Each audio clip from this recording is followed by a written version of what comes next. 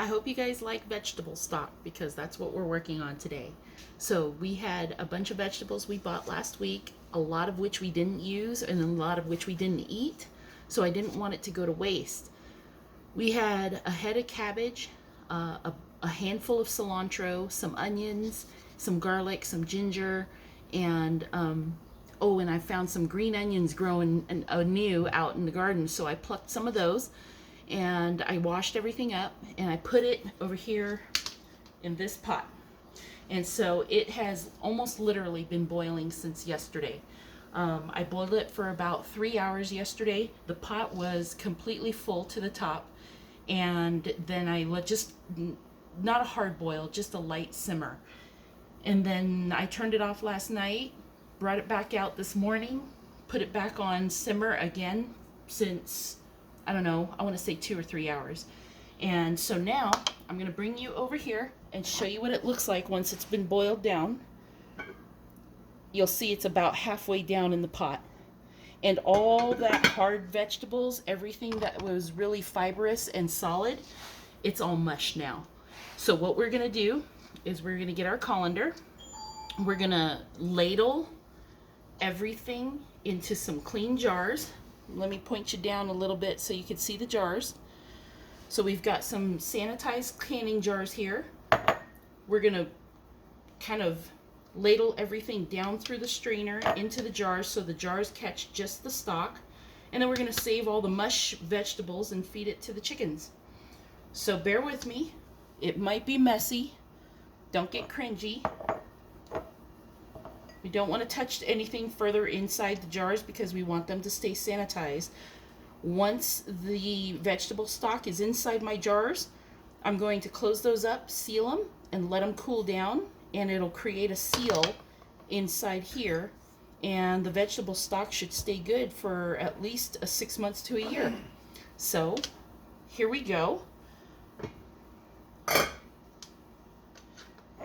I always like to keep my jars as close to the pots where I'm working as possible, but I have a counter that's made of various tiles, so it tends to make the jars wobble.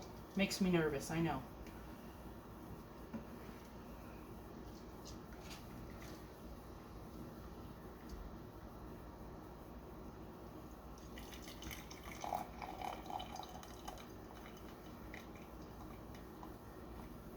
And you know what I forgot to do? I forgot to get another pot or bowl to dump all the vegetable mush into, because I don't want to keep straining it through this. So I'm gonna pour in one jar, and I'm gonna show you how I close it up. I won't make you sit through the whole thing of me ladling in 3 jarfuls of vegetable stock. We're almost to the top. There is a whole lot more of this mush than there is the stock, but that's okay. I think we could do one more scoop in this. I like to try to keep the amount of fluids about 1/2 inch from the top of the jar. All right. So for now, I can just sit this colander back inside here, let it rest. Okay. So I'm gonna do 2 more jars, and careful when you touch these, it can be hot. Have your towels ready. Take a look at that. That is real and fresh vegetable stock right there. That's onions, garlic, cilantro mostly, cabbage, green onions. Yeah. So these can lids are nice and clean. Don't burn me, don't burn me, don't burn me. Okay. Just gonna lay them gently on the top. And these are the kind of canning lids that are popped up at the top. You see that? So we're gonna lay that on. I'm not going to make the seal real tight, just finger strength tight. And what's going to happen is when this all starts to cool down, this lid is just going to suction down. See, it's popping up right now because it's not quite sealed. But when it does seal, this is going to pop down. And when I hear it pop, I'm going to know that my vegetable stock is good to store.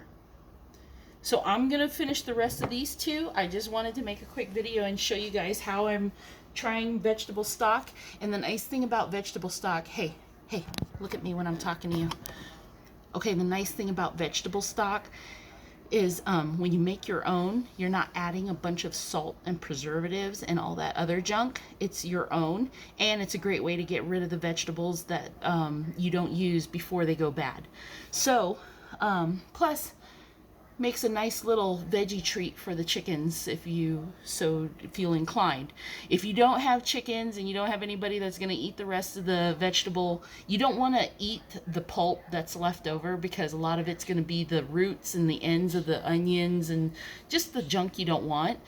If you have carrot stumps, you know, just the end pieces of a celery bunch or a lettuce bunch that you're not using, throw them in the pot and mush them up like that. And then if you don't have chickens to eat them, fine, throw it in your compost garden and just cover it up, and it'll compost even faster. So that's vegetable stock. This thing looks beautiful. It's a beautiful color. I like it. And that's going to be great for making soups. Or just rendering a fluid for your next dish. So I'm going to fill up the other two before this gets too cold. And if you guys have any questions, just let me know. If you guys know what's going into your stuff and you make it yourself, you always make it your home, right?